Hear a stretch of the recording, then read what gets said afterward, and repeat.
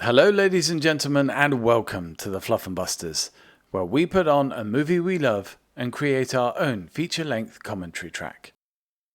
Today, we continue our journey through Peter Jackson's The Lord of the Rings, the Special Edition trilogy, with the first disc, aka the first half, of Return of the King. Now, as I've mentioned before all of these particular recordings were from well over a year ago. Well before we really knew what we wanted to do with the channel. And so this is far more an open conversation than a fan track. There are a lot of different subjects covered, a lot of tangents. Dee even starts the track by talking about a new Rohirrim tabletop release. And while we do end up focusing on aspects of the film far more than any previous episodes, it's fair to say this is still not your standard film commentary track. Also note, this was recorded as I was recovering from a shoulder injury, and sometimes you can tell that the painkillers are kicking in a little strongly at times. My apologies. Anyway, if you enjoy a little bit of a gentler, more random commentary, or you just like the idea of us waffling in the background whilst you get on with your own creative projects, then do stick with us. Right, on with the show. Welcome, folks, to this episode of Fluffenbusters. We are on the third of the Lord of the Rings extended trilogy, Return of the King. First part, we're going to be going up to midway point where the forces of Mordor introduce Grond, the Great Hammer. I'm Mr. D. I'm as ever joined by Mr. White. I was 16 when I started this series. I mean, technically, I'm actually technically only 11. If you're going to get real technical. Wow. Because of my birthday. So someone out there can probably work out what that means, but Yes. I'll leave that to their imaginations. Anyway, I'm going to start with film run now, and I want to and there we go, and share the screen. And this is good timing because as we record this today on Wednesday, the 27th of November, GW have announced that the War of the Rohirrim box set will go for pre-order this weekend, alongside the all-new edition of Battle Games in Middle-earth. Oh, brilliant. Which I'm still kind of amazed, to be honest, because technically this is the first proper edition revision that the game's gotten. Yeah. All the previous versions are more or less, to a greater or lesser extent, they are cross-compatible, the older editions. So if you had the original Fellowship book or a stat line, it would look familiar to you if you were given a stat line from, say, 6 or 10 years ago. But this is a big revamp they're doing, and I'm kind of impressed because I was looking at the kind of like the preview they did on Monday, just with what's changing, and it's not a small set of changes. They revised a couple of stats, so they split a couple of things off. Yeah. They've made fight and shoot much more distinct. They've increased the range of fight values. So although it always went up to 10, they didn't push many of the mortal warriors beyond 6. So the 3 to 6 range was very crowded. There wasn't much granularity to it. Okay. So they shut off Aragorn, and right from the off, he goes right in with a fight value of 7, which is quite tasty, to be fair. He reads like Aragorn should, which I dig. Yeah. Things like his horse Brago is now a bespoke. It's not just mounted; it's Aragorn on Brago, and Brago himself is a unique mount. Oh, wow. And they've said they're going to do that with a lot of the other characters. Where if they had a named mount in the books or the film, that mount has its own special stat line, which keys into how the ring system does let you actually kill the mounts a rider is on. But yeah, it all looks. I'm actually very intrigued to see it. I've said before, I have quite a big Rings Rohan army anyway, like 50 riders of Rohan, Yeah. and the bits for a whole load of other armies. So to see this new edition is good. I'm digging it. So yeah, and the plastics look lovely. Oh, Uh, fantastic. hmm, There's so much of this film is all about context. hmm, When it came out and how it was perceived, and the studio and the filmmakers and the creators had already done the impossible. They got the first film made, hmm. which was a huge achievement. Yeah, They then went and did the tricky second film, and it worked. yeah, It somehow worked. yeah. And it was a step up, I'd say, in many ways from the first film, because they tackled things that were far harder to do. Mm, And then they just had to stick the landing. yeah. And the weirdest thing about this film is that there was equal points excitement, but there was also trepidation. Hmm, yeah. And there were little things. I remember the trailer that was endlessly poured over by people, Oh yeah. and you had the moment where I think Aragorn he strides into the Great Hall. I think is that Yeah. I think. Um, I'm trying to get my is it the I bit where he enters the Hall of Gondor and yes, yeah, yeah, yeah, yeah. yeah, and there were all these bits, and so you knew this stuff was coming. Also, of course, we're extended edition, so we're Mm, watching more of Andy Serkis. But yep. the whole deal with Andy Serkis and Gollum and Smeagol, that had been proven. Mm, So people knew what they were going to expect. And Gollum and Smeagol had become this very, very big deal, yeah, both in Hollywood and also with fans, who were completely on board with the portrayal and everything else. yeah. And so you had this air of expectation and this hope that they could just get it right. They could Mm, just stick the landing. yeah, And I think a lot of people were really worried about that, actually. yeah, and not without good reason. Mm, It's kind of interesting because, if anything, Return probably has some of the additions for the extended cut yeah. of the one because in Fellowship and Two Towers, a lot of the extended scenes were more just giving you a little bit extra flavor, whereas in King, it's odd because the theatrical cut, there's the things that are missing or were cut short. Mm, Things that a lot of folks did feel a bit. Well, why is that short? It's like Saruman yeah. when we see him actually dying, and same with Grima, and that's not in the theatrical cut. Mm, Instead, he's just left in the tower in Orthanc, and I get why because King's the longest film in the trilogy anyway, yeah. and this cut is damn near 4.5 hours long in the extended format, which is bonkers to say out loud. But it's kind of interesting how things like that, how the scene with Gollum and with Smeagol and Deagle at the start, and Smeagol murdering Deagle to get the ring and whatnot. Mm, Again, that wasn't in that form in the theatrical cut.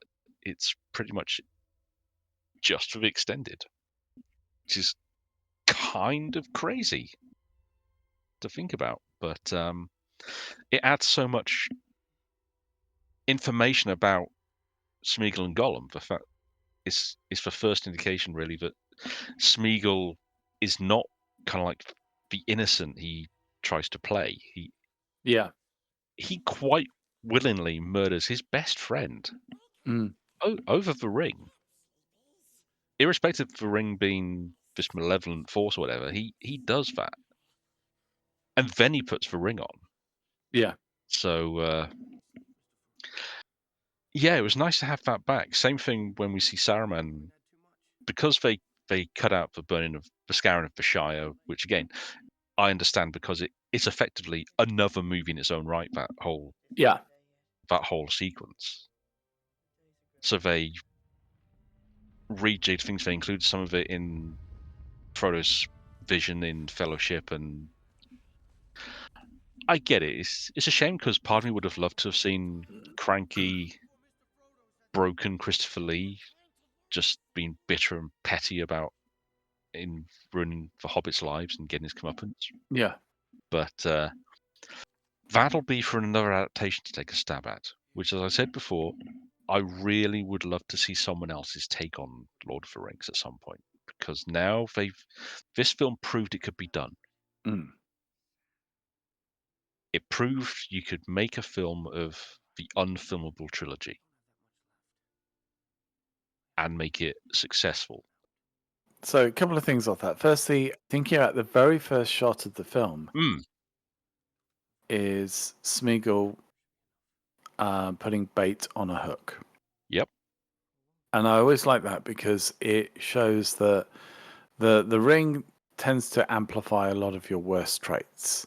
Mm, We've seen it used in 40K a lot yeah, yeah. and fantasy as the Mm, mythical object that brings great power, but obviously great responsibility. You know, yeah, a good man will become great, a bad man will become terrible. yes. And you see the fact that Smeagol had that nastiness inside him. Mm, And in fact, I think it's more the challenge that Andy Serkis and the team had to portray a somewhat acceptable Smeagol, yes, yeah. because it must have been so difficult because he's so recognizably, I hate to say this about the actor, but you see him and you think evil Mm. because he's done such a good job with the Gollum creature. Oh, yeah. Andy, bless him, is one of he Mm, he plays a good villain. His face is he's got. I'm trying to. I don't want to sound like I'm being a dick about him because I'm trying not to, because he is by accounts quite a nice guy and very well liked by a lot of people. But his face does lend itself to plain, was exaggerated yeah. villainous characters quite often, and he's also very good at doing it. I mean, I still think he was brilliant as Claw in the Marvel movies. Underused as hell, but Oh yeah, I'm still hoping they bring him back at some point because I'd love to see him as the full comic book version. oh, the full claw, yeah. Yeah, purple sound monster and all, that could be hilarious. But With Secret Wars coming in, will he get to be dissected by Doctor Doom and still chat to him at the same time? that's true. I mean, Secret Wars offers the opportunity for a lot of villains who have died, Yeah. and Marvel has a habit of doing that, has done right back to the X-Men movies, to be honest, of bringing some villains back who we wouldn't expect in different iterations. So, Deadpool's done a lot to encourage that with the hero side of things. oh yeah, So I wouldn't be surprised. absolutely. Mm.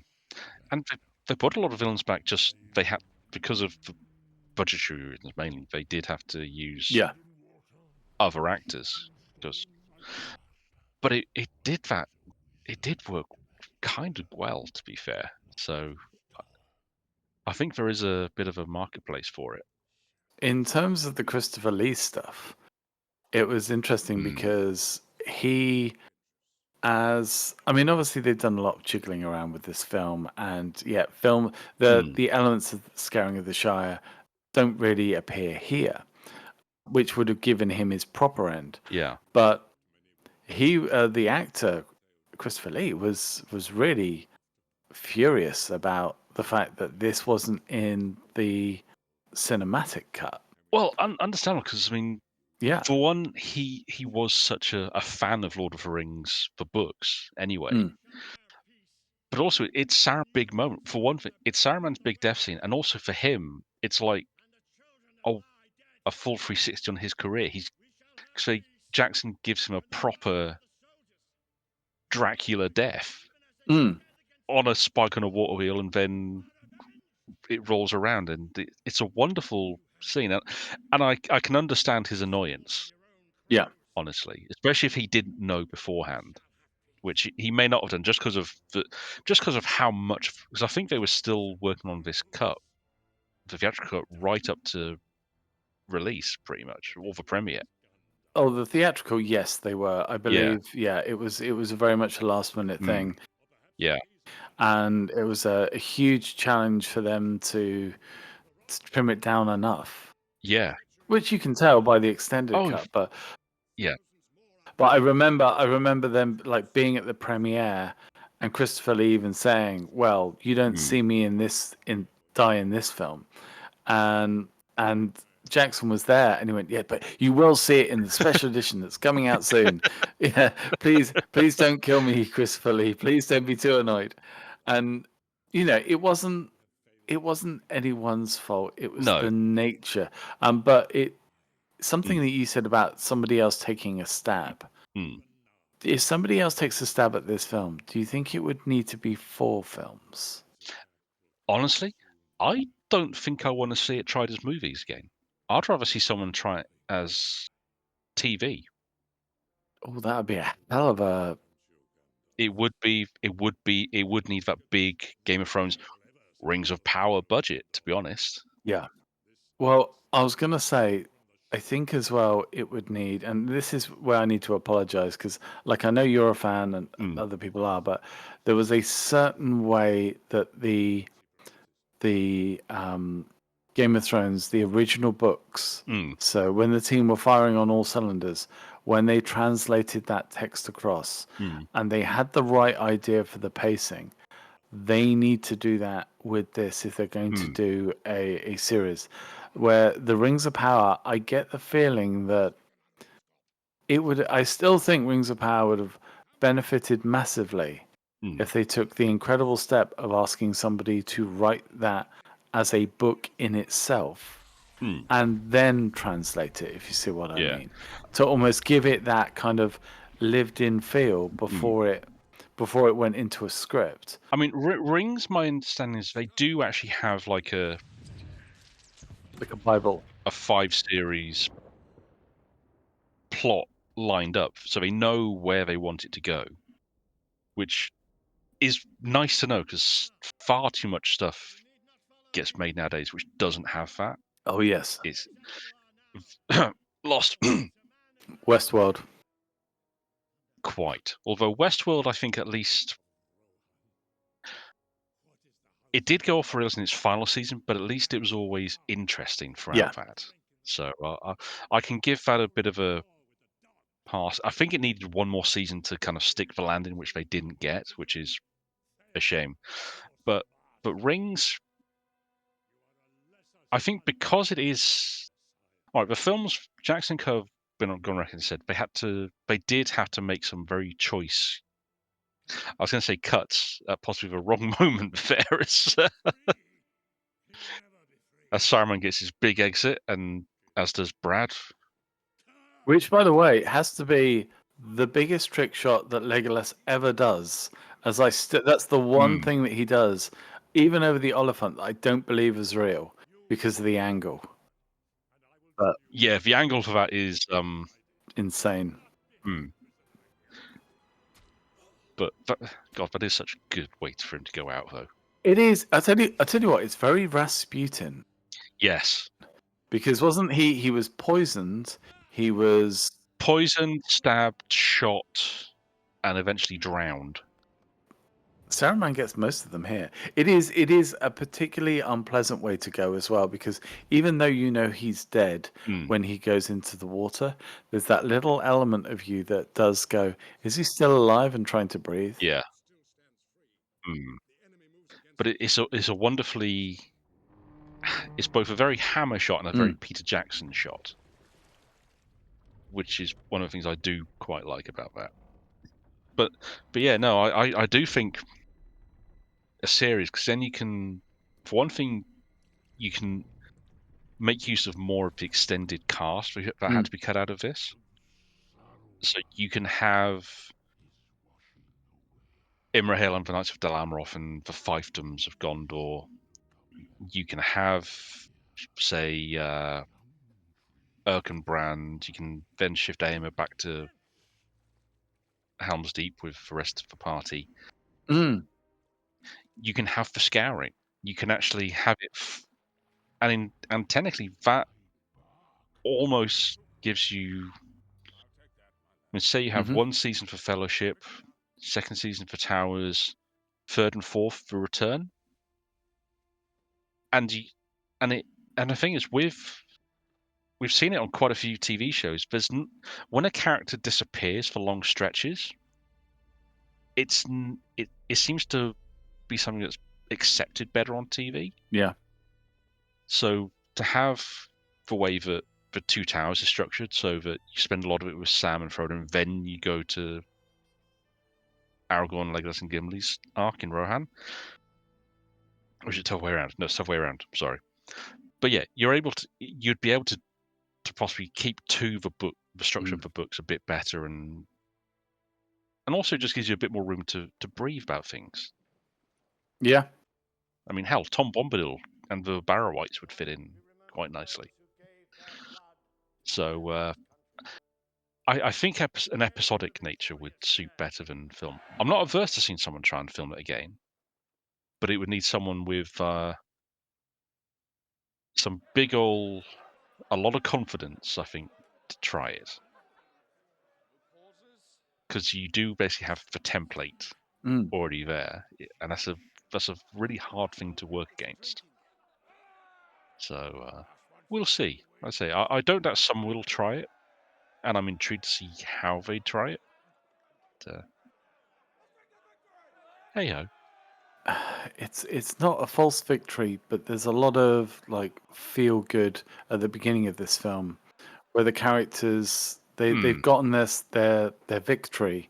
They know there's more to come, but they're just living in the moment. Yeah. Yeah. They're trying to take the happiness where they can.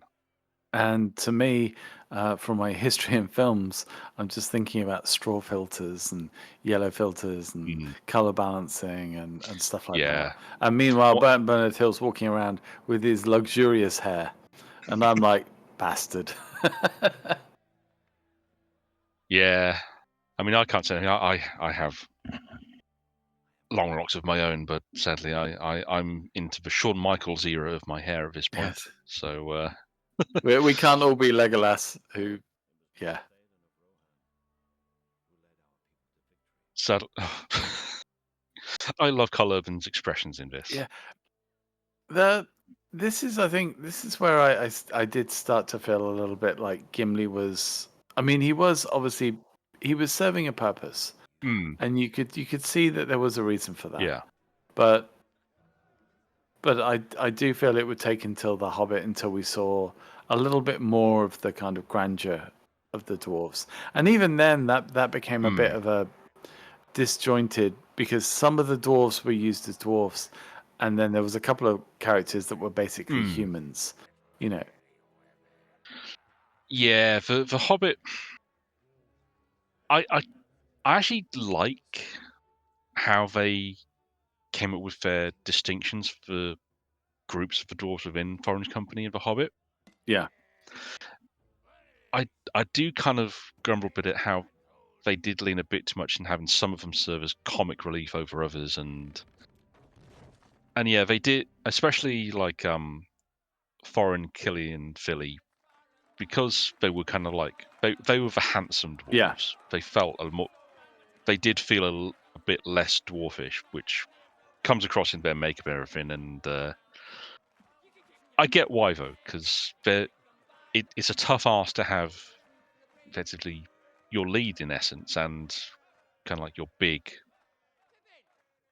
kind of like the female interest characters under that much makeup. Mm. I'm not agreeing with it, but I can understand it. Uh, and I do think they did go a little too far in some elements in making the other dwarves figures of comedy at places. Yeah, which unfortunately was reflected in the way that some of them were treated as well, which Mm, is the big thing that came out of this as well is that, and I do think as well, Rings of Power. I've mm, not heard of any negativity regarding the set of Rings of mm. Power. I've not heard anything about the production standards, Yep. the way that the effects people have been treated. Mm, And I think it's kind of important. That's the thing that needs to be highlighted. And yeah. it's sad in one aspect because you shouldn't have the need to highlight when people Mm, do things right. But yeah. I mean, yeah. in fairness, it's kind of I've not heard anything like that either about any of the Star Wars shows. Um, Mm. and that's and I mean, most of the negativity comes from, frankly, folks who feel a little bit entitled on the internet. Oh, you're gonna have that Yeah. all the way. And remember as well, it's amplified by people that can make money off the internet. Yes, it is. I mean, my biggest gripe is how Disney hasn't helped protect the cast and crew who've Yes. been affected by things, whereas Rings of Power feels a little bit like there's a little more care in that regard. Mm. But you're right. I mean, by all accounts, it's a production that, yeah, I've not heard any negativity about from the actual cast and crew, which Mm. two seasons in, you'd have heard something by now. There's always Yeah. someone with axe to grind, but not a jot, which is Uh, kind of impressive, to be fair. Actually, it just made me think as well. Mm, Star Trek as well, because Discovery didn't they yeah. have they were They had issues because they went through because Brian Fuller was the showrunner initially. yeah. Uh, then Michael Chabon took over Mm. because Fuller fell out with Paramount or CBS, whoever's in charge now. Chabon, I think, saw out season one, and then a new set of exec producer showrunners came in on season two, who kind of carried it through to the end. Mm. And you can actually tell that that happened in the quality of the production, Yeah. in terms of how things feel a bit much more together in season two onwards. Season one did feel very disjointed in places, uh, which is a shame because I mean I quite enjoyed Discovery. I've enjoyed pretty much all the Trek shows, to be fair, for even with some of their flaws, because I know Picard's had some issues in season two, and season three was a bit of a victory lap more than anything else. But I've enjoyed a lot of the Trek stuff, Mm. but again, very little negative from the cast and crew side of things. Yeah, true. Not that I've seen anyway. They've not been perfect, the actual shows. There have been weak spots, which you get in any production. But overall, they've been pretty decent. So, yeah.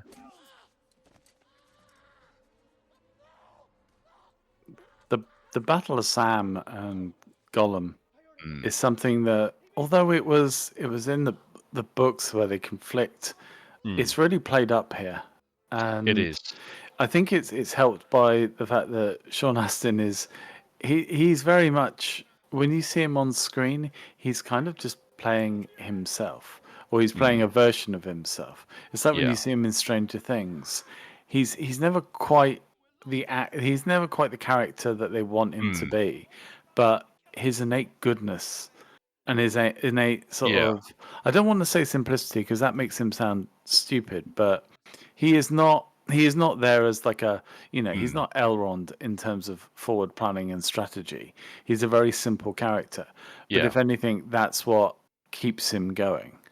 Mm. He he he is kind of like the last good man on the wall, so to speak. Yep.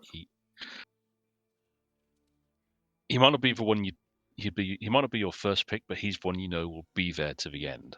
Yeah. So, and and honestly, that's kind of you see that in a lot of his performances. Honestly, I think a lot of the time people hire him for his Sean Astinness Yeah.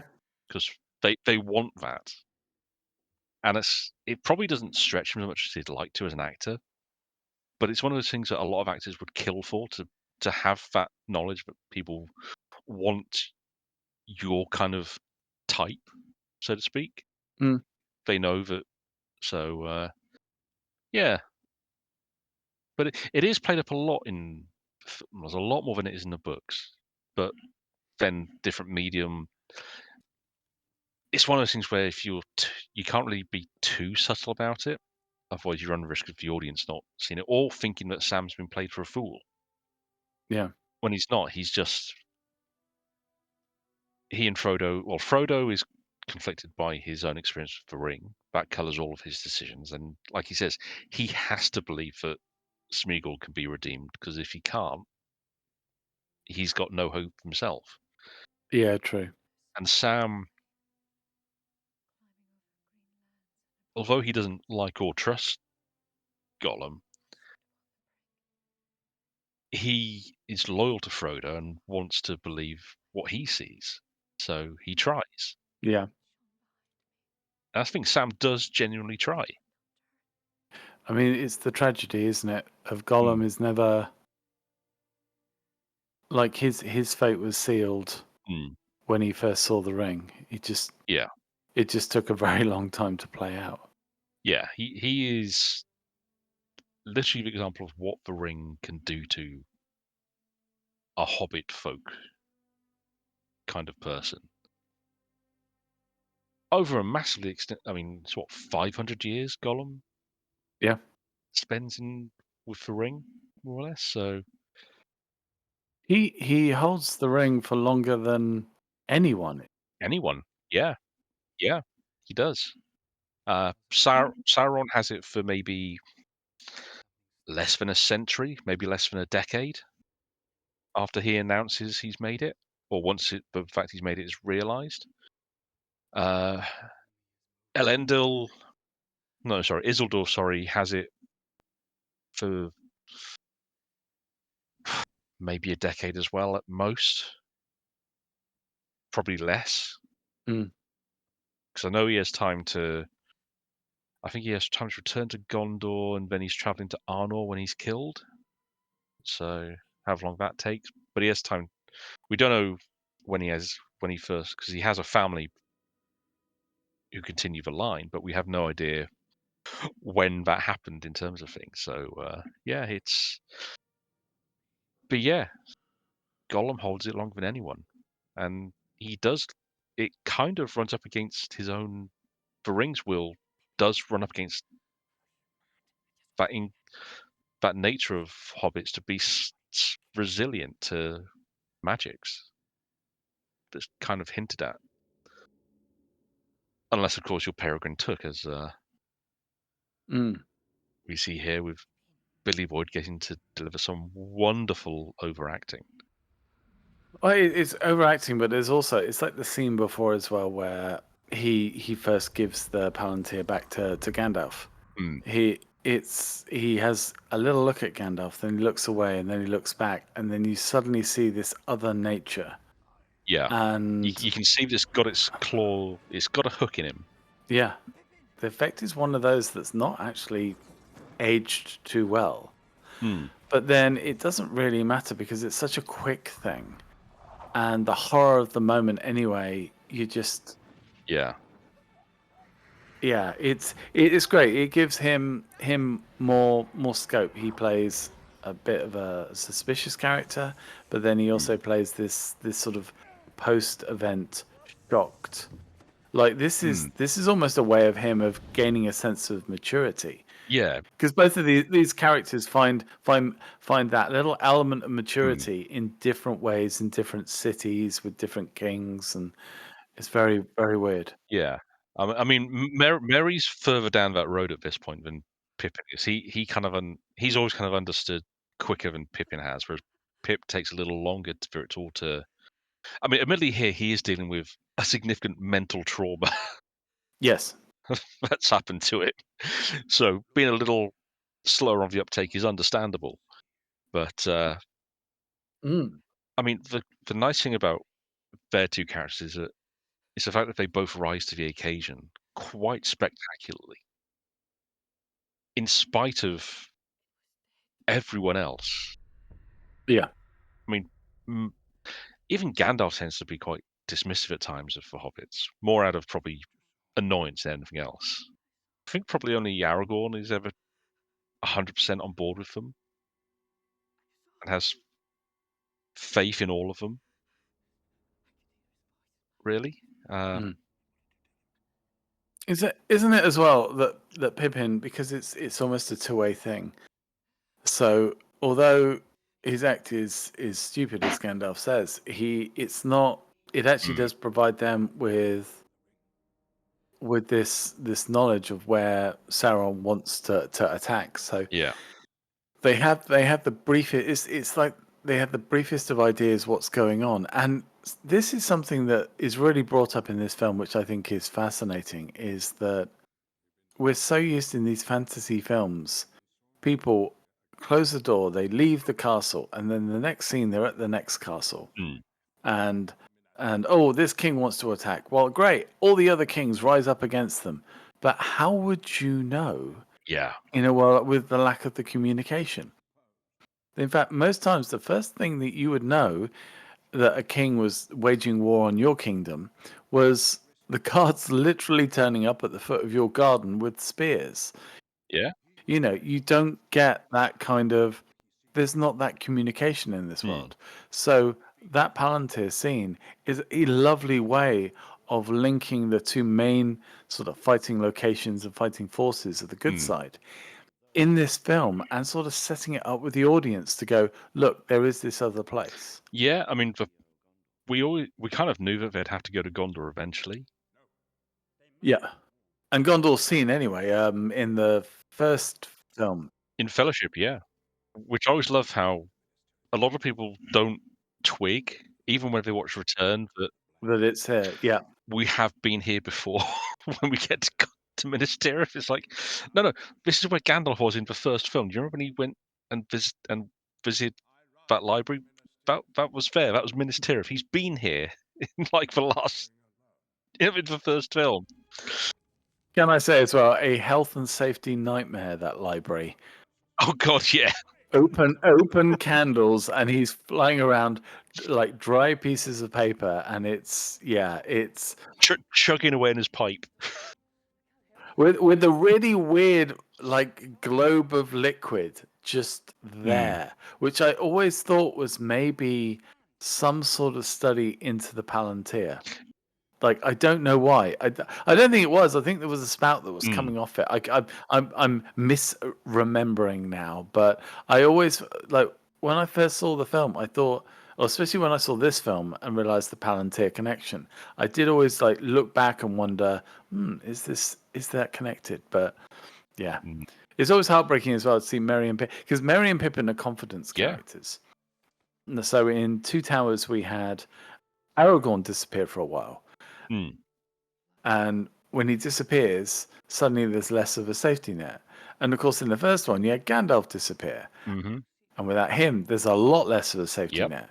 So the problem they've got is that they've got a lot of their characters are on the battlefield. So you kind of feel that it's going to turn out okay. So the next thing they can do is split the two most comfortable characters up, Yeah. and it's actually Mm. quite effective because you realize that, well, hang on, if they can be split up, that means that all bets are on now for anyone to have a bit of a nasty accident and not make it to the end of the film. Yeah. It's a bit of a humdinger, that one. And also, I love how this is such a simple shot as well, because that whole scene, it is Dom and Viggo in the same shot running up the stairs and then side by side on the rampart.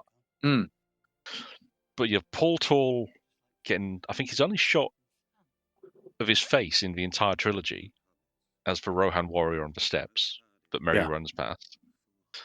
And then on the wall, it's simply Dom kneeling down whilst Viggo stands next to him. It's a really simple shot, but so effectively done. And it's it's something that they do right through this trilogy, that they they don't try and overcomplicate it unless they have to. A lot of it is really simple, old school camera tricks, yeah. and and I do love that about how they managed so much of it. And yeah, there's a lot of stuff these with size doubles and digital face masks, but so many of those shots are they're only done to start because you have them wearing quite eerie masks based on the characters anyway. So that's an old school trick to try. Mm. But, lots of fun, and Arwen's story gets its big moment. I'm still intrigued by where her journey would have gone if they'd stuck with her being at Helm's Deep. Would Yeah, would this whole thing have still existed? Her traveling to the journey? maybe, yeah, because maybe Elrond would have seen her duty was done if she'd stood the line at Helm's Deep.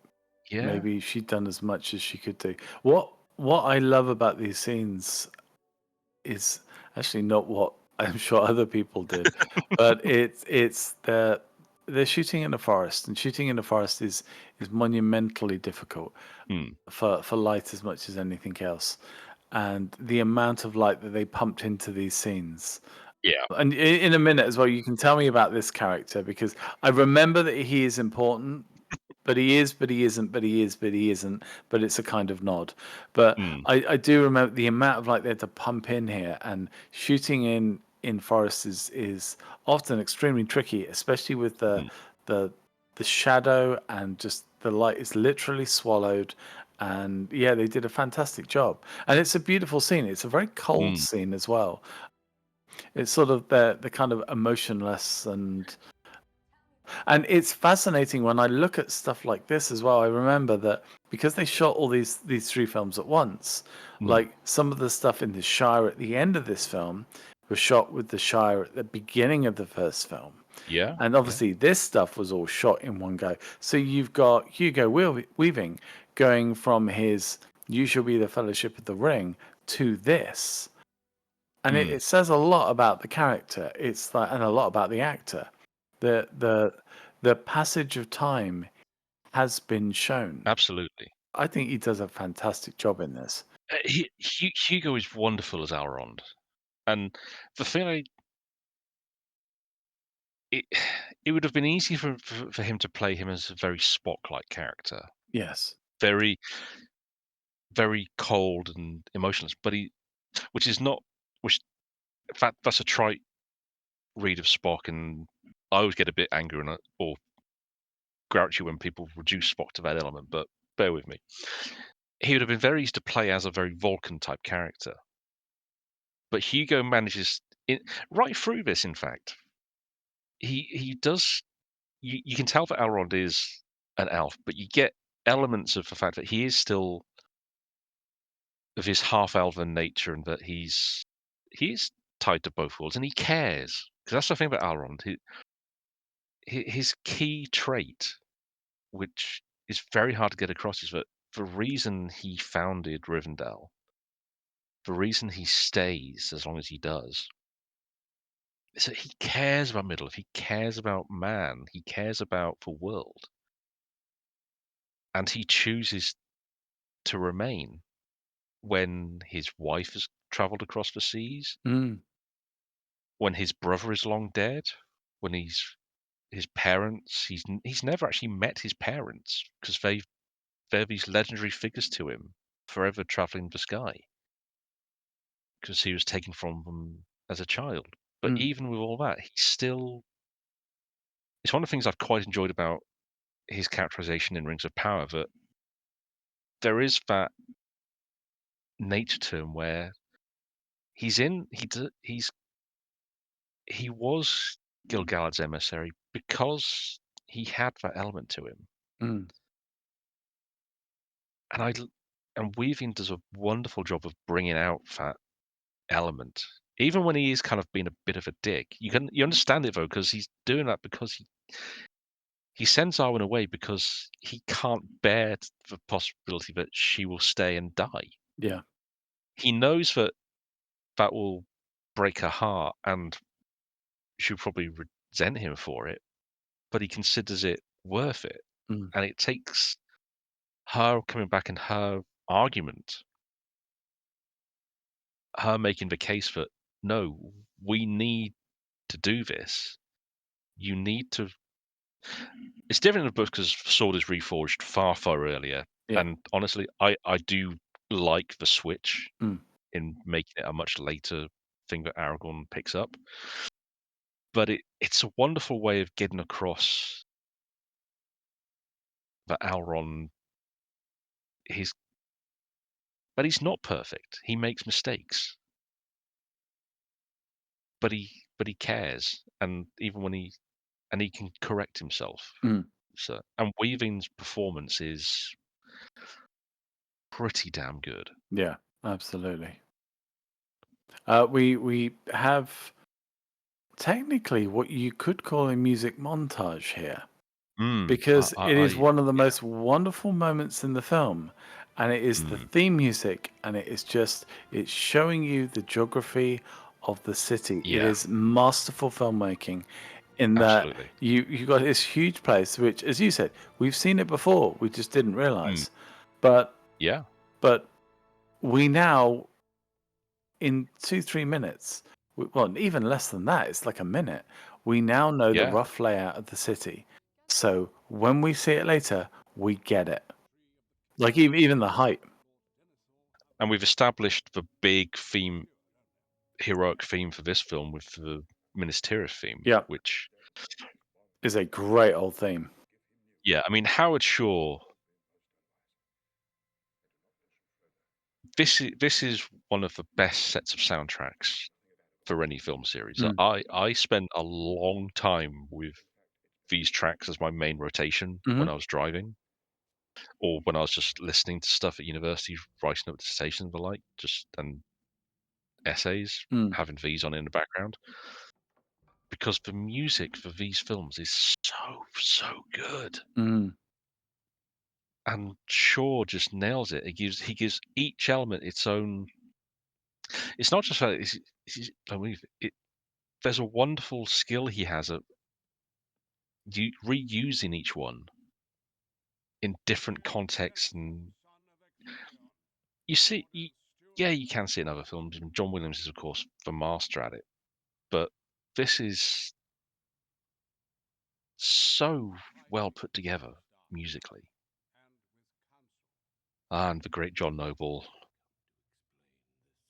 as we lose Saruman and we get another bonkers man in a long coat.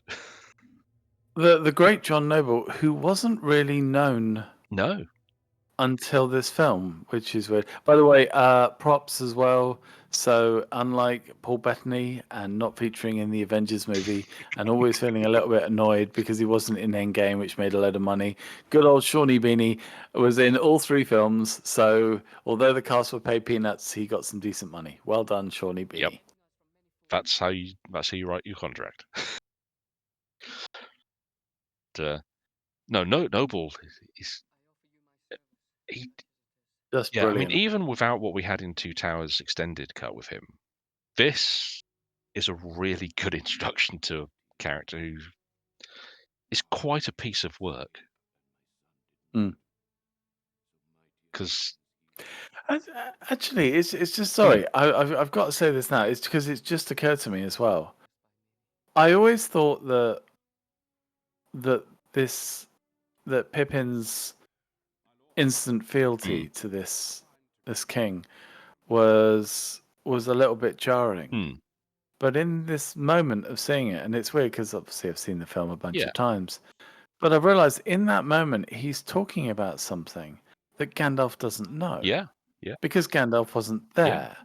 And he has a right to kind of say it. And it's funny, it's almost like I'm sure there's a version of this maybe in Tolkien's mind or maybe in a different universe where at that point as well, when Gandalf tries to kick him out of the way, Pippin goes, "No, I was there. I fought with yeah. But Boromir. You didn't see it. You were yeah, off. You were off battling. We thought you were yeah. dead." But in that moment, yeah, he's right to bow because he was Yeah, saved. Merry and Pippin owe Boromir their lives. There is And a they know yeah, as well. They know as well that he yeah, died. He literally he dropped to his knees with 5 arrows in him because of them. yeah. Wow. But yeah, sorry. Back to John Hmm. Noble. I mean, John Noble and Ian McKellen together as a combination. We honestly, are, we've not had that since then, have we? And that's a shame because they're two damn fine actors. We've so I think there was a huge challenge for John because he was coming into Mm. this in the even though it was one Yeah, production. You're also facing off against Gandalf as a character who has already been through a lot of stuff at this yeah. point. So that's Mm. hefty. In terms of no, because I think the X-Men, Ian McKellen and Patrick Stewart Mm. thing was far more respectful, Mm. whereas here there's a lot more naked antagonism. Yeah. And like as well, this feels very much like 40K. It Mm. feels like Terror. It feels Yeah. like the Golden Palace because although the whole deal here is the throne is empty, in 40K it's that the throne is Mm. occupied, but there is no response. Admittedly, not a known response, and it does. It's very much all these fantasy films have this air of like a civilization long Mm. gone, a civilization past, and this really embodies it. And also, sorry, I'm spitballing for once. For once, folks, I'm actually spitballing off what I see on the screen. It's incredible. I thought I might as well do it after two Yeah, big I'm enjoying films, this. but these two characters as well talk normally. Mm. There's a little bit of Gandalf will go, well, you need to do this now because you pledged yourself, so you better get your armor on. But also, there's that element. These two in this setting find an understanding, Yeah. and like Gandalf appreciates the hobbits because they're not serious, and because they don't take it seriously, and because they are the unknown that Sauron does not consider. Because Sauron just doesn't consider them worth his time, whereas Gandalf has always considered everything worth his time. Whereas the hobbits think of Gandalf, although he's this wonderful person, he's also as well like like the stern Mm. parent, and there's a little bit of fear in them as Mm. well. He starts the film by telling these guys off for the fireworks, and so it's them getting over their respective preconceptions, even though they still have them at this point. Yeah. And I think by the end of the film, they're in a lot closer kind of relationship, and I think that's lovely. But of course, all of this then leaves Merry to have what is the most unique experience Mm. because he then goes off and does very much his own thing, Yeah. which he can handle because he's the more independent Yes. he's probably the most independent of all the hobbits, I'd say, because Yeah. Yeah. That's. Frodo is kind of beholden to Bilbo, Mm. Sam is beholden to Frodo, Pippin is beholden to Merry Mm. most until he has to learn to live without him. But Merry just looks out for everyone. Yeah. He Yeah. is the person who is friends with everyone. Absolutely. That was a lot. You need to talk now because I've just That I've done a you basically. By the way, you realize that last time we did this, I think you started talking about 10 seconds into the credits and you covered the entire credits. I know. I'm dreading this one's credits because its credits are so much longer with so much more to talk about. I know. Well, by this point as well, the secret was out, and like everybody who is like, oh, so if you just sign up to this fan group, you get your name in the credits of the Lord of the Rings. I was like, yeah. Yeah. Oh, I believe the crown is from the book. I want to say. yeah. It's the king's foil that weed that. Is that in the Yeah, first? it's the weed that Yeah, Frodo's. Aragorn has Yeah. Sam find it to to help heal Frodo. In fact, it's what Aragorn uses later on when he's making in the houses for healing, the poultices he makes. Ah. Because that's the thing. It's a weed, yes, but in the hands of a rightful king, it it can be used to heal. So that's what he uses to heal Arwen and Faramir and a lot of the other folks there. So it's relevant. So we had the minor controversy about the idea that you have the two Hmm. towers, and the idea that some people said at the time you can't call it the two towers because of reasons. Yeah, One of the biggest challenges that this film faced was the fact that the characters smoke. yeah, yeah. And although it's not, it's a very weird situation Hmm. nowadays because now you've got, I think vapes are now fully falling under the same sort of Yeah. controls and inevitable banning. Hmm. It's coming. It'll be years off, but it's Yeah. coming. The smoking is facing. I do wonder if they made this as a series now, would they still allow the smoking to be as common as it is? Um. I'd like to think so. This, by the way, this is Yeah. a, Because it. a proper shot, isn't it? They're both in the scene Mm, together. yeah. Absolutely. It's both in the same. It's just Billy Yep. kneeling at the rail. Cool. There's a little camera trickery in terms of the long shot for perspective, but for most part, it's them both together. Oh, good. So, and it's a great little bit, and I love how they bring the Witch King back into things here, Mm, and really because he's been absent since the Arwen washed them away, basically, yeah. and having come back now is lovely. Now, there is one thing here I want to point. There is a bit of back and forth, not unreasoned, but one of the issues this one does have is that it does feel a lot of times it's West versus East, Yeah. and and I don't think Tolkien ever intended this to come across in this way. It's just when this came out, and since it's been a very it's a much more heightened element. Mm, It feels that most of the quotation marks evil men are in the armies of Sauron. They come from the East, and they are coded to be much more. I don't want to say Arabic in tone, but there's a bit of that to their designs, a very Eastern flair to things. let's be honest. Yeah, Yeah, it yeah, is. It is. It's if people are mm, offended by this, please remember when this was written. So yes. Now, I will say, I generally don't think that there was an intent on Tolkien's part to say that, because he's actually quite clear in a lot of the extant material that he doesn't consider any people of men to be by nature evil. It's just yeah, where they grew up. They were the lands that had the influence of Sauron and his minions. So yeah.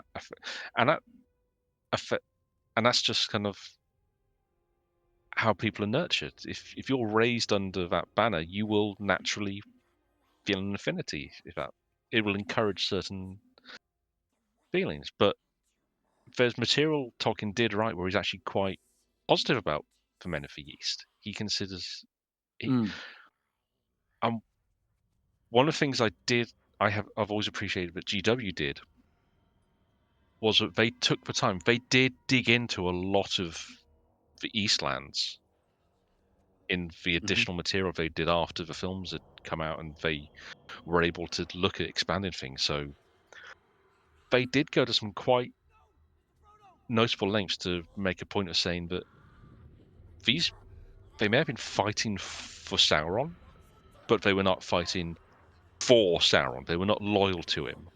They were commanded. mm. They owed fealty, or they had debts to pay, and that's why they came. That's all it was. There was no real desire to fight, so to speak. It was just we we owe.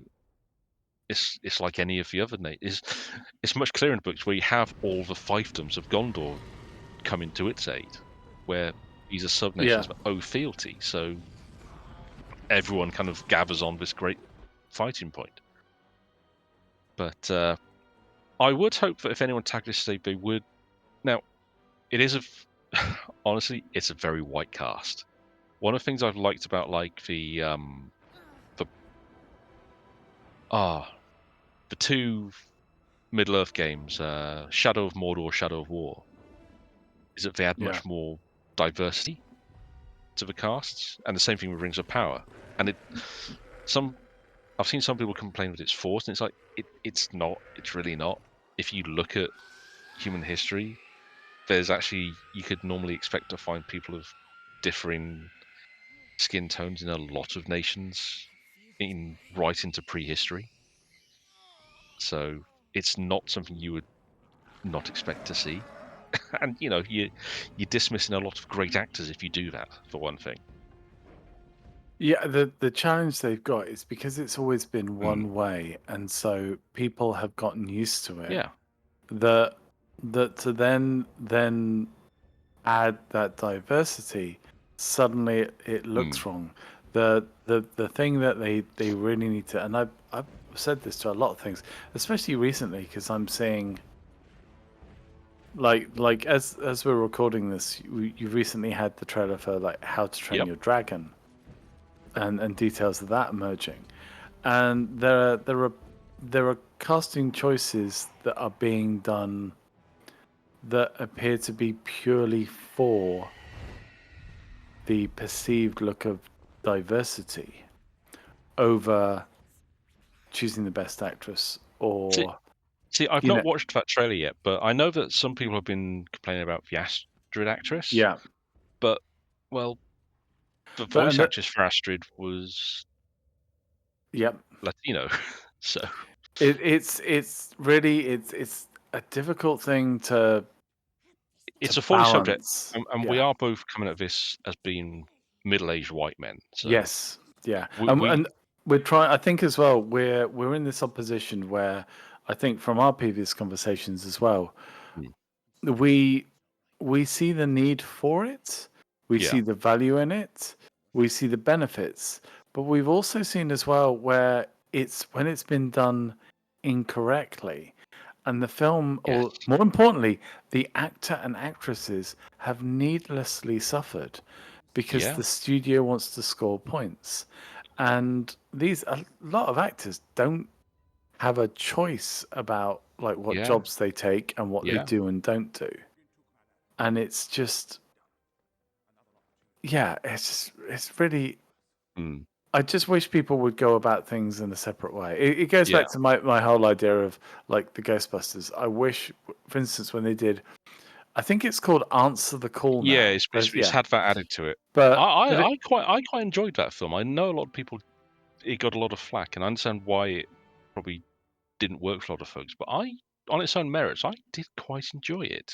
I just wish that there'd been like you've got four main characters. Mm, If you want true diversity, mm. okay, then really mix it up. Maybe have for a start at least two genders, if not more. I mean, At least two I like that they two flipped the. ethnicities, if not more. I mean, So I liked that they flipped the whole dynamic of the team of their receptionist around. That mm, was kind of fun. that was good. Yeah, I mean, my biggest gripe about Answer the Call is that I wish it had actually been a proper sequel, not a Yes, reboot. yeah, and then you could have really lent into that Mm. that other cast and given them their dues rather than the weird cameos that we got. Yeah, Which yeah, they were weird. and if you're ever going to force Bill Murray to do a cameo, Mm. just know that he will make you look really bad by doing it. Yes. And it's the same. I think it's the same with updates as well. It's like Mm. Rings of Power. One of the things I like is the some of the dwarf characters. They've Mm. been done really well, and I don't think anyone's got a problem with the way that they've been done because they're great. Yeah.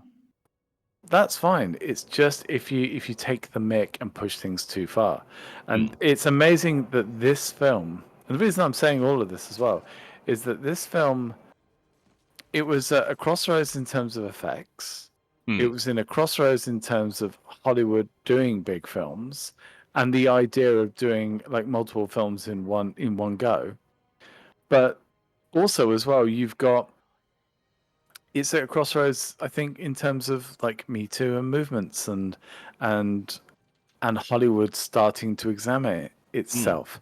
And so that's why you can get away with a film that has, yes, a lot of white characters, that has maybe two tiny, tiny scenes where two female characters actually talk to each other. You yeah. know, it's very much a throwback. Nowadays, I don't think this film would get made. And It would be hard.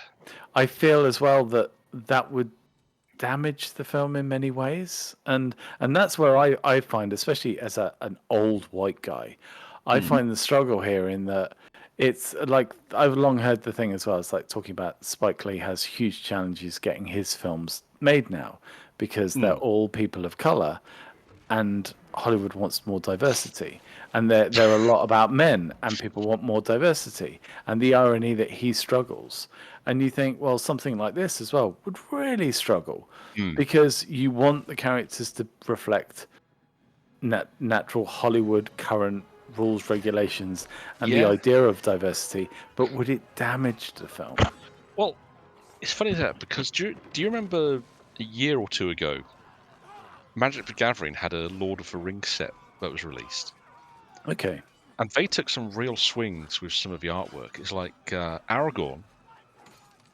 I think all the artwork for Aragorn has him as a black man, Okay. and that got some real pushback.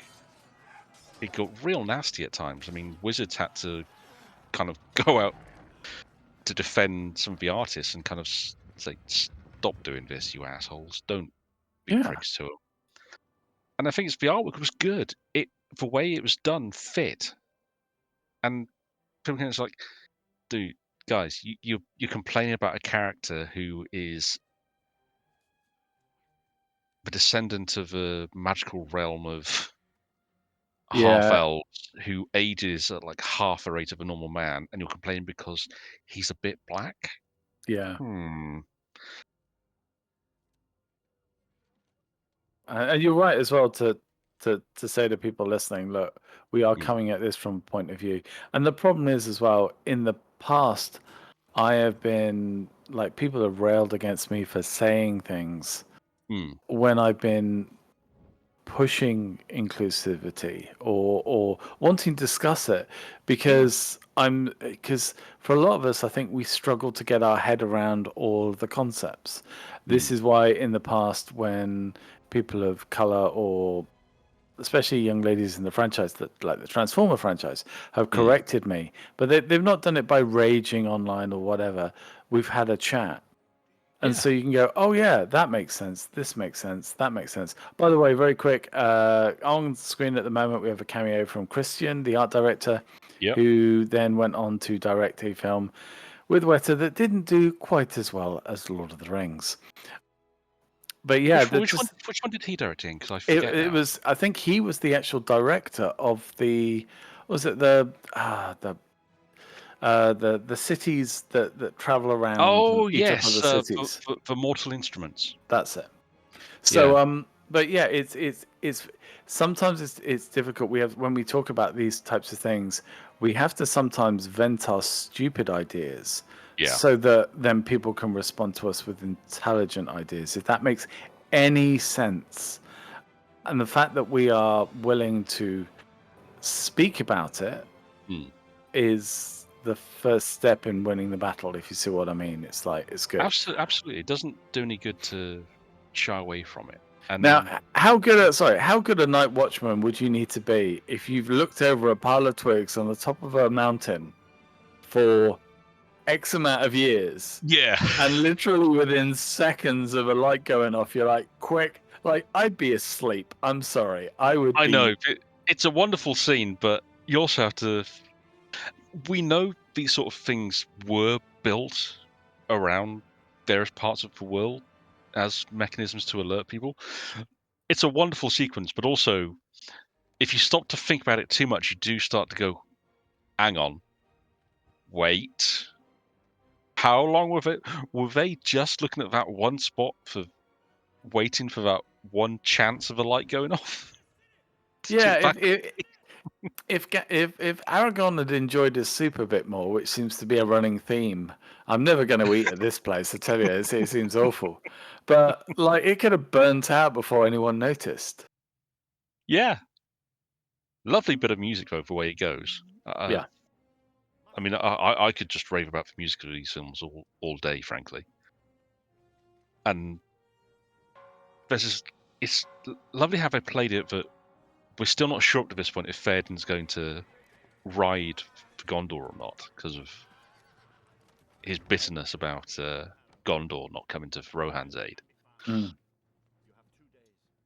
And this is just, mm, Carl Urban doesn't have so much to do in this film for he a doesn't, large chunk of it. So, but but he does get to make it's fine. he gets to make some wonderful expressions later on. Yes, he also as well. Like, I think even after the second film, people were like, "Oh yeah, that Hollywood's going to try and make something of him." Mm, And it's weird, of course, because they put him in a lot of stuff. They tried to leave him as the lead man, bits and bobs. mm, Didn't really work out. Started going into sort of like home release stuff, and then the yeah. boys happened, and it shows you just how Not even weird some boys. of these careers are. I think Star Trek was what really shot him up a step for people who weren't Yeah, already in the know, because his Leonard McCoy is uncanny. good. It's so good, and it's one of those instances where you kind of wish DeForest Kelley was still around to have been able to see it, because it's sort of performance where you just think he probably would have found it both hilarious and also had a very witty bon mot to say about it as well. But no, but yeah, I'm glad he is kind of getting his flowers now, Carl Urban, for um Billy's getting him that elevated platform to realise what he can do. His love for Trek came through on the press release. By the way, these sequences are the first where I really started to notice the computer aided lighting, Mm, which is not great. I think it was as well because of the nature. Just for people who don't know, this was mm, the equivalent of a UN heritage site. yeah, Like they couldn't. They had to build this whole set, and then they had to take it down, and there could not be a scrap of material or yeah, any element to show they'd even been there. So lighting and just being there was a nightmare in terms of like the creation of the set and how it was shot. And I think a lot of this is a lot rougher than people will believe. Hence mm, why so when Merry pledges himself to the king, the lighting you can see on Bernard's eyes has mm, clearly been basically photoshopped up. yeah. Really, just fascinating. I mean, but it works in the moment. It's its Mm. own theme, so it's all good. I mean, across the trilogy, there's a lot of times where Jackson takes a shot from a different scene, or he flips things and plays with the light. Yep. Just like Aragorn, when they're in the Hornburg and he looks up and sees the light coming through, that's taken from a shot they did later on during when they've ridden out and he sees when he's looking up to react to Gandalf arriving. Yeah. And it, I mean, it's kind of, oh, it's one of the reasons I love watching the makings of these films, just because you do learn so much about the little tricks that they've used to get the cut that they really wanted out of things, to get everything. And it's not just a case of using, you won't get the right shot for the right thing, but sometimes, especially with digital, you're able to go back and tweak things and find the right piece to make it work. Mm.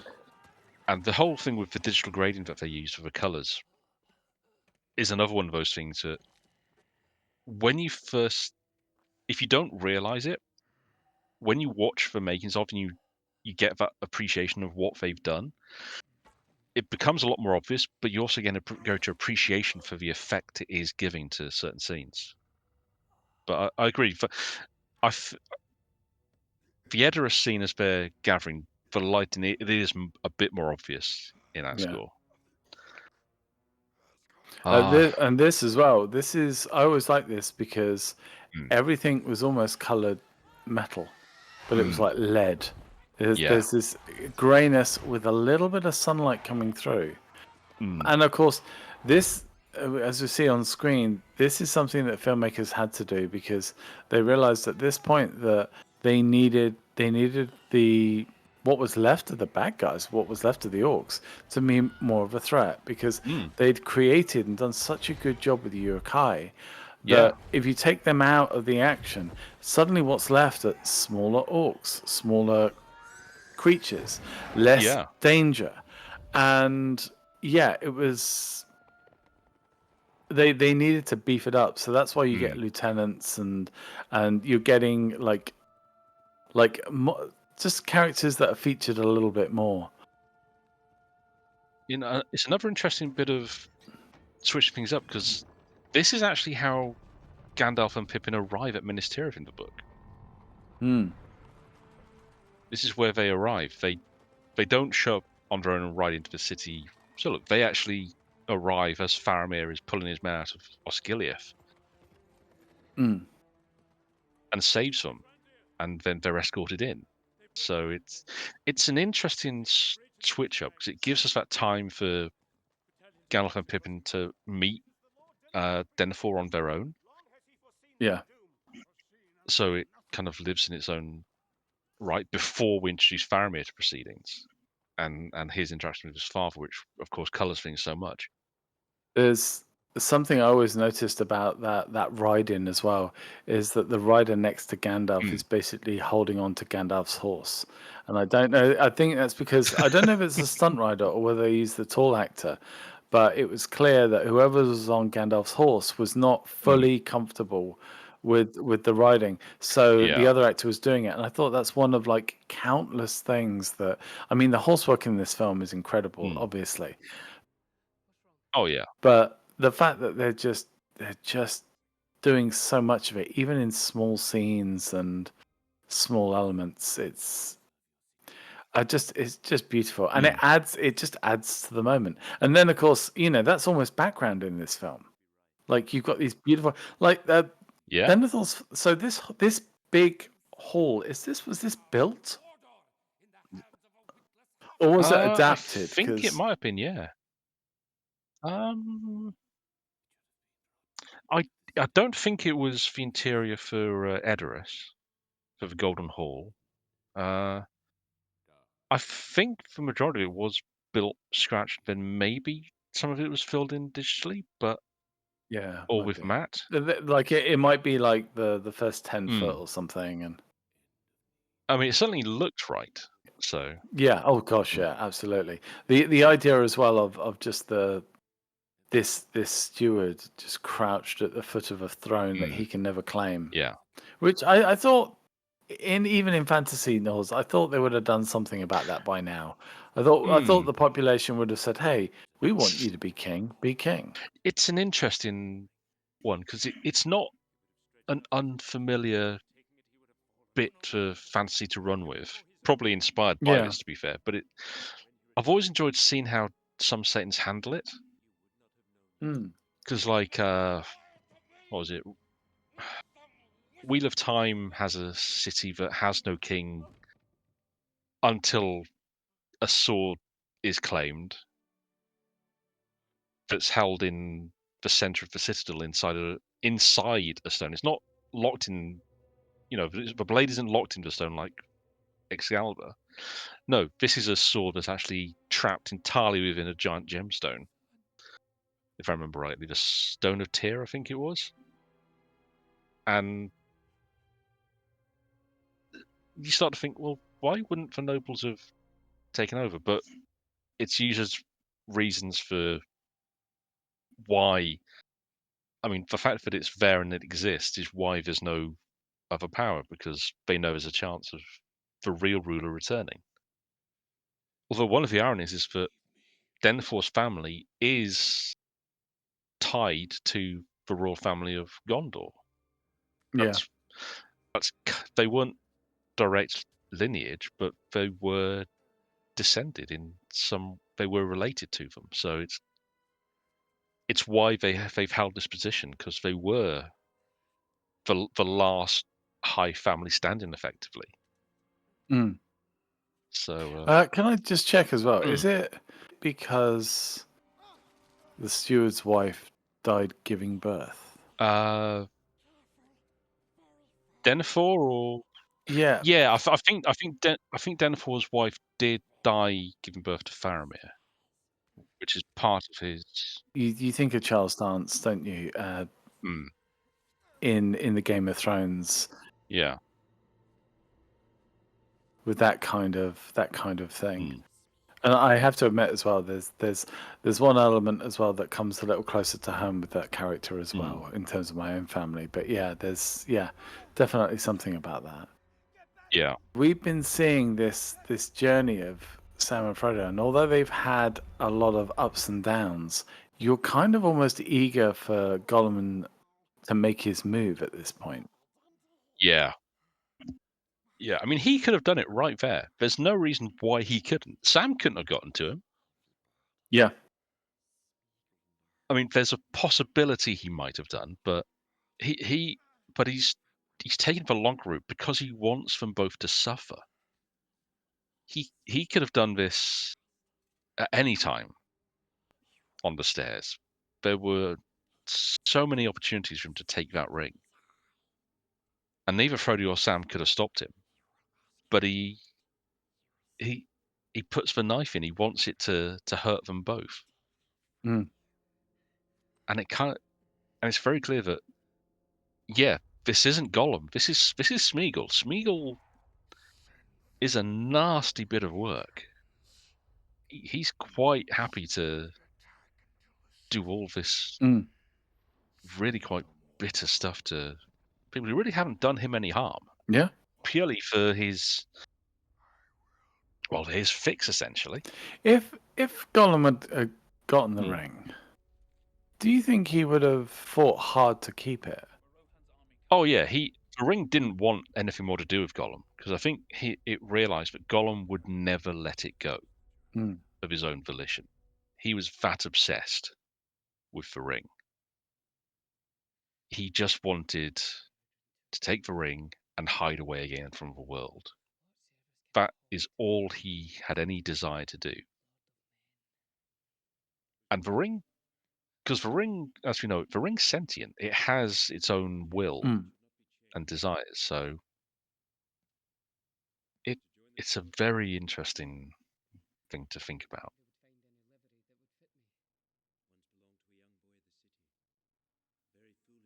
This is a nice moment. I do kind of miss. It's another example where they've kind of merged a bit of Faramir with Yeah. Beregond, who we have met Beregond. He's the guard in the black cloak who earlier on said that Denethor was right, Yeah. and then Gandalf kind of verbally slapped him down again. But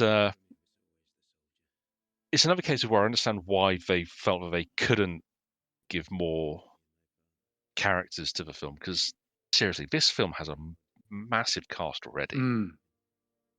and for any audience, it's asking a lot to think. Well, we're in a new city. We're going to introduce you to no less than five major new hero characters, because you have all three lords of the Yeah.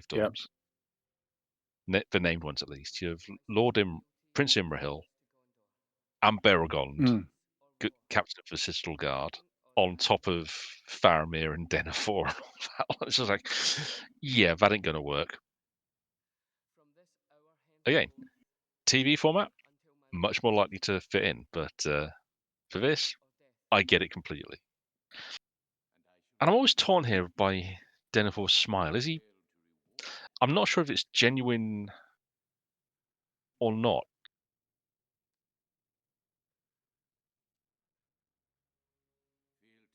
Put it this way, it reminds me of if you ever chat to older relatives, Hmm. you'll find that maybe someone that might be your great uncle or your great grandpa or your great great grandpa, they might have a very, very different relationship with their son or their siblings. Hmm. but they're genial and kind to you because they're an older relative and you're a younger relative.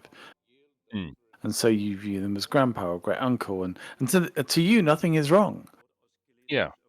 And I think he can do that because he's got Pip in there, and he's just a kid. He looks like just a kid as well. Mm. So he can be genial and he can be kind, and then in the moment, and it's a lovely moment because Pippin gets to see actually what he's really like. Yeah. And of course, this film did a lot of injustice against the eating of tomatoes And strawberries. and strawberries, Mm. and they're just treated in a very it's just a very cold moment. It's also as well, it's one of those things that, and this is it's quite a personal thing, this, but let's just Mm. say that sometimes when you get older, you are told about events that happened at family gatherings, which you remember Mm. for one reason, but actually had a far more serious or darker undertone that you just weren't aware of at the time. Yeah. And I think this is very much that moment. It just, like, look at him. The poor old hobbit is stuck in the middle of a disintegrating family. And a Mm. good man, a kind man, who Dave Wenham has just really shown his quality on screen. Oh, yeah. Yeah.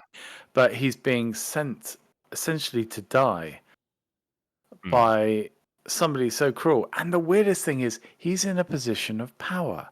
All of the people around him know he's powerful.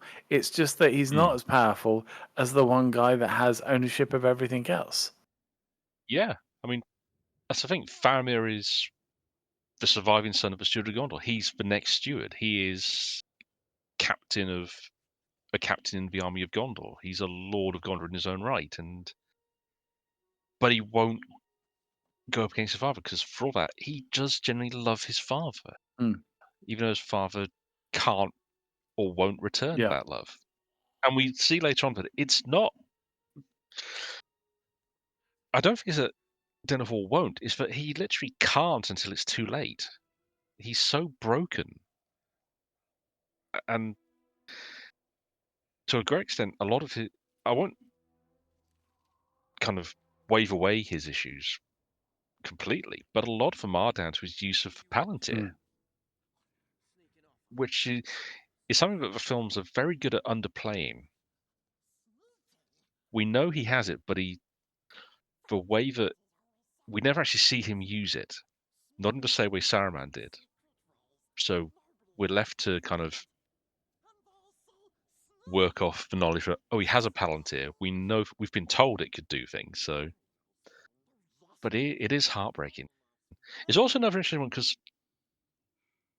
the war of the Siege of Gondor escalates quite quickly because there's supposed to be a whole other stage before we even get here till we get to the Pelennor field because there's a whole wall that encircles got Minas Tirith mm, itself in because the field where we see the army of Mordor assembling eventually, that is the Pelennor. That's a separate entity from the ground, from the outskirts of Osgiliath.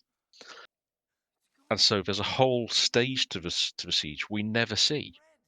And I find that, again, it's another thing I find really interesting. I understand it for pacing reasons, but I find it endlessly fascinating that they did that. yeah.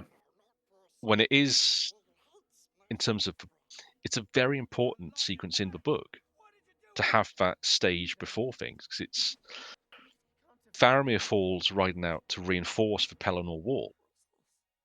He doesn't die attacking Osgiliath. He's actually on the wall of the Pelennor, and that's where he falls. And then is returned to the city. It, it's different context. I get it for the film. It works much more efficiently to do it this way because you do then get that wonderful scene of Denethor and Boromir, sorry, Denethor and Faramir having their disagreement, or Denethor basically sending him off to his death, and then Faramir's ride with Pippin singing over the top, which wouldn't have worked otherwise. So yeah, it, again, I keep saying it. Rings is a fascinating trilogy to watch as an example of how to adapt a book series and the choices you need to make to do that. We take Frodo to such a dark place through these films, Mm, but it's only, I think, in the third film where the consequences of everything starts to really hit home. yeah. Like at this point, his suspicion is growing and his negativity is growing, but there's also as well this you start to get this fatalistic streak as well. Mm, Like they realize they're not coming back, yeah. and I think he's known this for a while, but it just gets worse. And Sam often like kind of crumbles at this point. Yeah. It takes a lot for him to be galvanized and go back. And I'm always reminded as well that in real life Elijah Wood bites his fingernails really badly, Mm, and they never shied away from showing his hands. mm. Which I think at the time some people even said, "Oh, you should probably put some fake nails on there, so it just look like normal fingers." It's like, no, that's he's not a perfect person, even when he was a hobbit. Yeah. Yeah. He still had his own issues. Technically, he had his own issues compared to other hobbits because he took too much after Yeah. Bilbo. But Sam crying is like a bit of a meme in this film series. Mm. But then he does such a good job of doing it. So Yeah. And it is genuinely heartbreaking because to us it's clear what's happening, yeah. and we know what Smeagol's done. He's just had his best friend basically turn him away. Yeah. Thanks for coming all this way. Now go home. Yeah. That's just like Frodo's not thinking clearly. It's like, wait, you're sending him home. There's at least two armies between him and home, Frodo. You know what it took to get this far in the first place. I mean, that's it as well. It's the Sam is. Would you say Sam is the hero? Oh yeah, absolutely. Sam is. I mean, it's much clearer in the book because when Sam does end up picking up the ring, he does it with no issues. He gives it up freely. Yeah. The the film makes it a bit more of a thing that Frodo has to initiate, but no, in the book, Sam is well, my read anyway, is that Sam, much like Faramir, he has no desire for it. He has no need for it. So he just picks it up out of duty. And once his duty is fulfilled, he gives it up. And It, that's kind of beautiful in a way. yeah, he's one of only, was it only a couple of characters to actively turn down the ring. Mm, And, like Gandalf didn't. He shrunk away from it. yeah, he, And he he insisted not to offer it to him. and Galadriel's kind of, she had a very, very strong reaction to it, Mm, obviously. Fascinating. And again, we have a safety character here. We have Gandalf, mm, somebody that you would assume would be able to fix this, sort this out. yeah, And he doesn't manage to stop a large group of men who, my goodness, you will have needed this men when it comes to the main battle here. yeah. This is This is just. ridiculous. Mm, It's like in an RPG. And was it Battle for Mordor? The uh, sort of the almost like the the RTS. yeah. That was Battle for Middle Earth. Right. So it's like when you get your unit organization wrong Mm, and you send the wrong unit out and you look and as soon as you're made aware that they've engaged, I don't know, 15 times the amount of enemy over the other side of yeah. the map, you know that they've just lost. And it's heartbreaking because this Mm, this was such a clear loss. yeah. I mean, Faramir even rides out. He knows he doesn't have enough men Yeah. when he rides out. He knows before he even leaves the city he can't take enough men to do the job. because to do that would leave the city without enough defenders. But he goes anyway. Yeah. And that's Duty. yeah. This And this whole family poisoned by duty. that's a very good way of putting it. They are. And I mean, Faramir doesn't even really break it. He just survives it. Yeah, and it's not like he has like a huge role to play after this as well. Yeah. Which must be frustrating because you're like, so I do this small battle, but Mm, I'm a member of this huge kingdom that's gonna, or this huge city that mm. has a huge battle afterwards, and then we all go off and beat up Sauron. Oh, I can't wait, I can't wait. And then he gets to this scene in the script, and he's like, hang on a second, what's next? When do I Uh, next rock up? Oh, well, you're yeah. standing by a pool, and Yeah. you're kind of being injured, but yeah. It's one of those cases where it would have been nice to have had a an extended bit of closure for some of the characters, because we see him and Arwen at the end, see him and Erwin at the end of Return Briefly, yeah. side by side as Aragorn is crowned, but we don't actually see what happened. And in the book, it's fascinating because they actually go off. They refound Osgiliath. Mm, Faramir, at Aragorn's request, takes up the mantle of steward because he Aragorn feels that it should stay with Faramir's family because his family they've stayed the course mm, through thousands of years, and then they, like I say, they resettle Osgiliath and the part of the country on the other side, and they invite Legolas to found his own mini realm of an elven colony in the forests. mm. But you don't really get any of that, and it's kind of a bit of a shame because, like you say, it does kind of Faramir's story, especially, does end a little abruptly, which is a shame because you don't really get a chance to see him apart from the retreat from Osgiliath. You don't get to see him actually properly in battle, Mm. not really.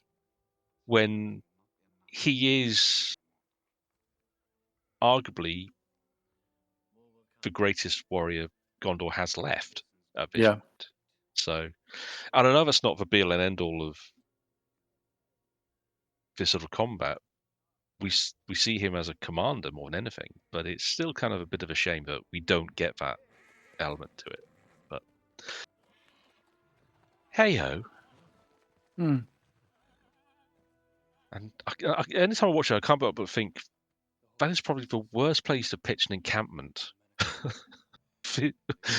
when it's attached to a much bigger army. Because the Y- switchback to get down that mountain is huge. Yeah, I was gonna say. Well, let's face it, they do struggle as well with the, you have terrain, you have Mm, issues, and I think they're trying to put all of this stuff together and show yeah. the grandeur of it all. But oh, of course, yes, the joy of the ghostly mountain. Mm. See, I am glad that they did fit this in.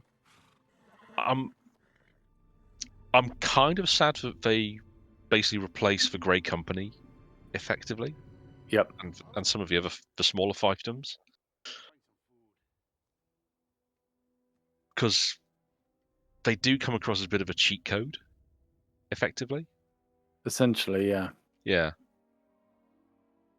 But Actually, it'd be worth probably explaining to people why there's the Grey Company and the kind of the equivalent in the books. And I okay. say that because I can just hear somebody knocking on my door.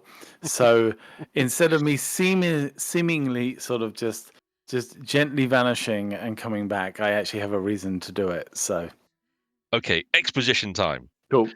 Right. So the Grey Company is effectively the gathered Dunedain Rangers. So Aragorn is not the only ranger of the North. There are hundreds of others, and they are all descended from Arnor, the kingdom that his ancestors ruled. The Arnor was the second kingdom of the Númenóreans, led by Elendil. when they fled Numenor. Elendil settled in Arnor, the Northern Kingdom, whilst Isildur settled in Gondor and raised Minas Tirith, Minas Ithil, Osgiliath. Minas Ithil is Minas Morgul, the city that the Witch King rides out of in this film with his army. And there's also the citadel they ride out of in Fellowship, funnily enough. Everyone seems to think it's Barad. A lot of people mistake it for Barad-dûr, but it's not. It was actually Gondor's second city that was captured after the War of the Ring and became the Witch King's stronghold. But the Grey Company is the assembled Dunedain Rangers, and in the books, they are the ones who come to Rohan's aid at Helm's Deep. They are joined by the sons of Elrond, his twin sons, Mm-hmm. who are longtime companions of Aragorn and the Rangers, and they journey with Aragorn, Legolas, and Gimli. So they're not just off on their own; they're leading a company of a good 100 individuals who are all of Aragorn bloodline. Effectively, they're all kind of the blood of Numenor, so they're all not half elven, but they have an element of that in their blood. Mm-hmm. So they live longer, and but they're also this hardier breed because they're all rangers. They've Yeah. lived, they've hunted the shadow effectively on their own. They've waged a shadow war against the armies of Mordor for millennia since the fall of Arnor, and they ride with Aragorn. And in the book, the Grey Company go with him through the mountain, where Aragorn gains the allegiance of the dead of Dunharrow. Mm-hmm.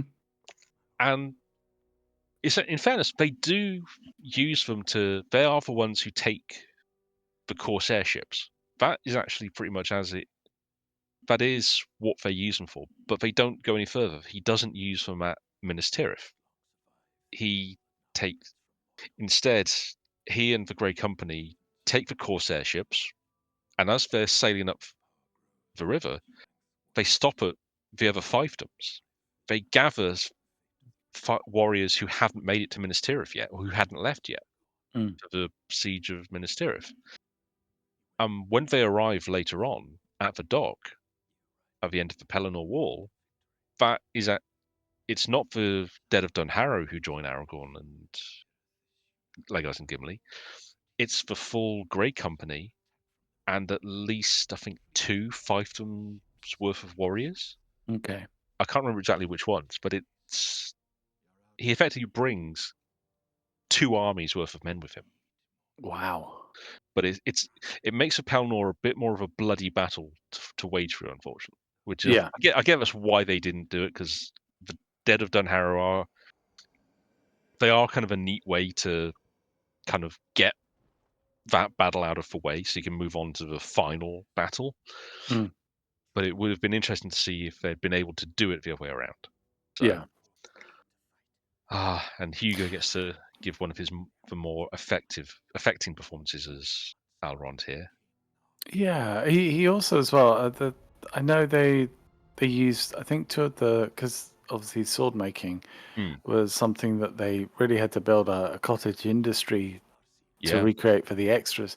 And so I believe that the guys who actually created the hero swords are the Mm, ones that reforged the sword. They just, and it's the same with the orcs in the second film, is that mm. the orcs creating the weapons were the weapons team just wearing orc makeup.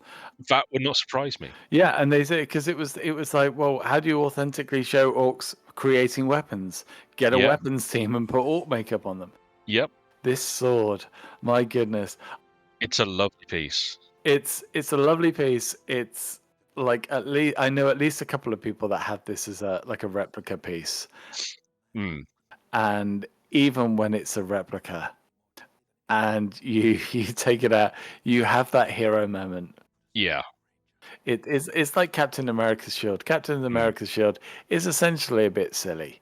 yeah, But if you hold a really good replica for just a moment, you feel like, yeah, this is pretty good. yeah. I mean, I own a really good replica of his Ranger sword, which Yeah. is one of my favorite sword designs in any film, frankly. And anytime I take it out to practice with, it gives me a bit of a chill because Yeah. it's such a wonderful design, and it's also a really nicely made sword, to be fair. So it's quite well balanced. But There's a lot of emotion wrapped up in these mm, things as well. And people forget as well, in the documentary they talk about Vigo and his relationship to his sword. mm, But that was his ranger sword. That wasn't yeah, this sword. That's the weird thing about this is mm, that this isn't this is something kind of chucked at him almost at the last minute. And in a yeah, practical battle sense, that makes no sense.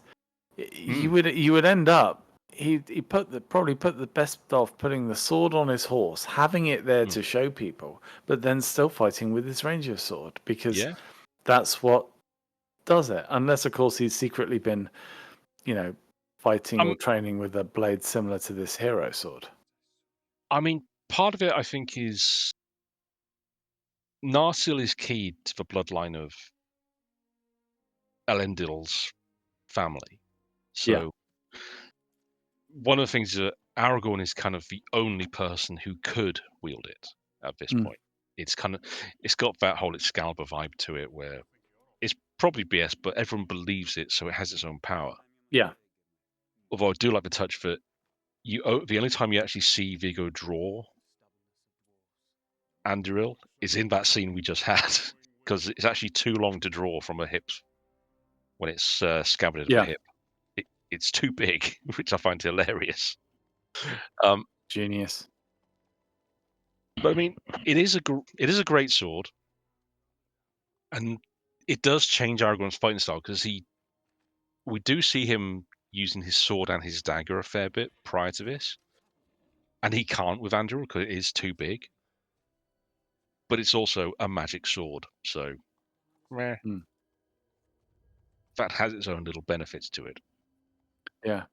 Well, one thing that probably should have pointed out is that if anyone's gotten to this point, has anyone else noticed that Gimli's axe he actually uses for most of the trilogy isn't the axe he goes into the Mines of Moria with, or he doesn't have it when he goes in.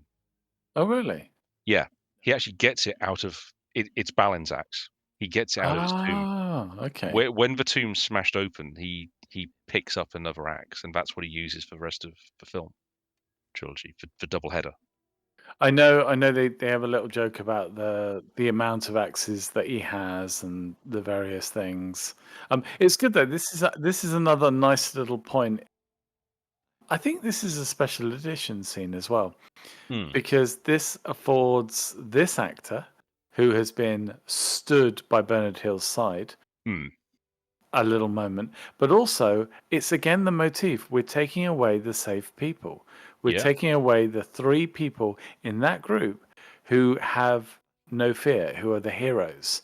And now everyone else is a little bit weaker because of it. Yeah. Well, I mean, Eowyn says it before they ride off that Yeah. Aragorn is their captain. He's the captain that they've all chosen. Yeah. Theoden might be the king, but a lot of these warriors saw Aragorn fighting at Helm's Deep. Yeah. They know what he's made of, and they will follow him. And to see him ride off, that not just ride off, but ride off into what they know to be certain death, effectively Yeah. taking the two non-humans who've joined him, because that's the other thing. Legolas and Gimli, outside the hobbits, are the only non-humans that any of the human cast interact with until the very end of the film. Yeah. So it's kind of it is a demoralizing moment when your battle captain and oh boy, his two mystical non-human allies suddenly decide, oh, we're going to ride off and into this mountain of the undead. Yep. Peace out, chaps. Well, also, yeah, too, because I mean, they don't. It doesn't really come across. We don't have that much time to go through it, but Mm, I'd imagine to your typical Rohan rider, they've never seen an elf. The yeah. dwarves are famously secretive as well, so there would be Mm, a lot built up, and you'd be told, "So what are elves mm, like?" And practically people would go, "Oh, they're really good at battle. They're really efficient. They're mm, really swift." What are dwarves like? Oh, they're really tough. They're really strong. So yeah, suddenly losing one of each of those, and yes, mm. essentially 100% of your dwarves and 100% of your elves, Yep. yeah, there's that feeling of, okay, well, we just got to do this on our own. And I like in the books they lean into it a bit more heavily as the various forces come in. They Mm, expected 40 riders from this area, they got yeah. 20. You expected 20 areas from this area, they didn't come in at all. Yeah. And there's a lot of that. Mm, It's they are building up a force, but even now that it's not enough. no. Though, obviously, that's why it's all being timed for them to do essentially what Gandalf did in the last film, right Yeah. in that last moment. But there has to be a twist that we'll see later on. Mm, This I found fun because this feels like almost a nod to Peter Jackson's roots because yeah. I think they even shot like I think there are elements of this that were shot in Brain Dead. That would not surprise I'm me. pretty sure, or this area. But it's very, very simple. Simple exterior, simple something built out at the side of at the end of bit of Mm, a valley. Yeah, really nicely done. Really simple. yeah. Bit of a heavy use of a smoke machine. Oh, absolutely. But yes. It works. Smoke machine, bit of a fan going on. Yeah. That's that does the job nicely, thank you very much. And I love that shot of Aragorn walking into the caves. Yep. That's such a hero shot. It is because you Mm, realize after the two of them have gone in, how difficult it must have been for certainly for Aragorn to have done it. mm, So, Elf, you kind of assume that everything is a little easy. I don't know why, mm. but for Gimli, Gi yes, Gi he's yeah, put through the ringer. Gimli's way of putting it is the bit where he says, "Oh, I'll never hear the end of it," and then jogs in. That's funny, but the bit before that, where he says, "An elf enters where a dwarf dare not," Yeah. that's really, mm, that's some wonderful The dialogue weirdest right there. the weirdest thing is that kind of wonder if maybe that was the same feeling as well, for the elf. A human enters where an elf dare not. Maybe that's why he went in after. Yeah, You well, I know. mean, for the elves, they don't. That's the thing. Their relationship with death is different to everyone else in Middle Earth. So Mm, for them to see spirits that are trapped, that must. On the one hand, they're much more attuned to the mystical, so it's not unexpected. But also to see so many dead trapped in this limbo state must be horrifying. Because Legolas knows, come what may, he will end up in the grey in the Far Havens. mm, Whether he travels there himself or whether he dies in Middle Earth, that's where all elves end up. So, but humans don't. That's not how they die. It's not even how dwarves die. Dwarves, as far as we've been, if I remember rightly, their spirits return to the stone, mm, whereas humans are the ones whose spirits go beyond. They have somewhere else. They are. They don't return to the sphere as the elves do. The elves are tied to it in a way that the humans are not, and that's what makes the humans human. They have that ending and that place where their spirits go beyond. So for him, and he knows that, Legolas, he understands that in a way that no one else does yeah.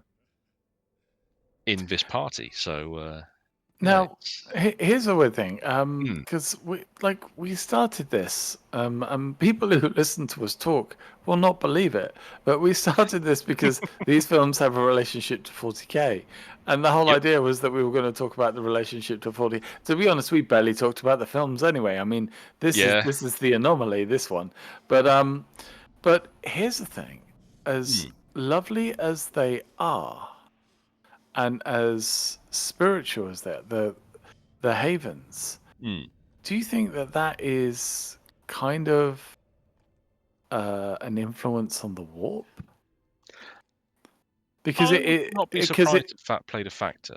because the idea that all, as you were saying that as well, elves believe that all their souls go there, their spirits Mm. go there, and I was just thinking, yeah, It's that not that they believe it; it's that they oh no, they literally actually know. see it, yeah. They know it because we know that some elves have even returned after they've died and returned. It's So, really and not just yeah. yeah, but it it wouldn't surprise me if some of the way that the I mean, the metaphysics of 40K are real interesting anyway, Mm, but the whole idea of you have this realm that is completely of the metaphysical of the mind, but is influenced by the physical realm, and in that they both have like a symbiotic relationship to one another. I wouldn't be surprised if there was a bit if when they were coming up with it, there was a little bit of that roped in. Certainly amongst the Eldari, mm. the Eldar, and how their systems operate. But it it's an interesting one. I mean, uh, certainly a big necropolis of the dead underground is something that GW have played with many a time, and Yeah, I this is think a that great interpretation of it. this feels like because you could pull a lot from other cultures with Mm, this. It's just yeah, wondering. I suppose the big thing is always how much is 40K taken, or just get GW taken like directly from this, as I mean, opposed to the sources. Which Warhammer, I have no doubt. Fantasy Battle was influenced quite a bit by Rings because, well, you just have to look at Warhammer Fantasy Battle and go, and you Mm, realize, oh yeah, this was really inspired by Lord of the Rings in a lot of places. Not one to one, but it couldn't not be. yeah, I mean, GW, even in the 80s, they made a Lord of the Rings board game and miniature range, so it was already there.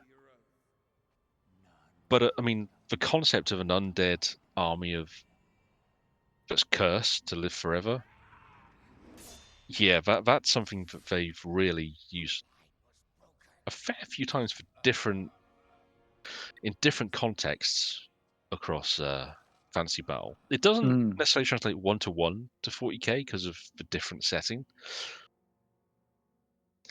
I mean, you could argue there's a bit of it in how the Necrons were eventually characterized yeah, yeah. in terms of they are this army of that betrayed their gods and are now doomed to an eternity of basically a soulless existence of the metal. But I gosh, I like this extended version of it so much. It Just, works so well. mm, There's a beautiful, I think the effects of these as well, where you mm, have models that have really good prosthetics that have then been filmed mm, and given this clear process. So they look real and disgusting, but also spirits. yeah, And you can see the prosthetic work working really hard here.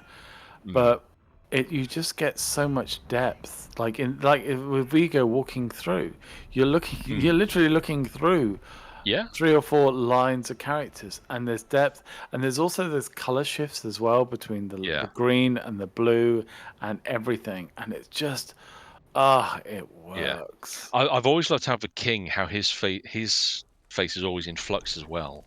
So it goes from fully flesh to partial to just Yeah, almost skeletal. It, it who they are, who they mm, were. yeah. Yeah. Now I didn't do too much reading on this. Again, I just thought if I focus more on the facts and try to Mm, do we would never talk about the actual film. yeah, So these skulls falling now, these close-ups, I believe they were the last things filmed.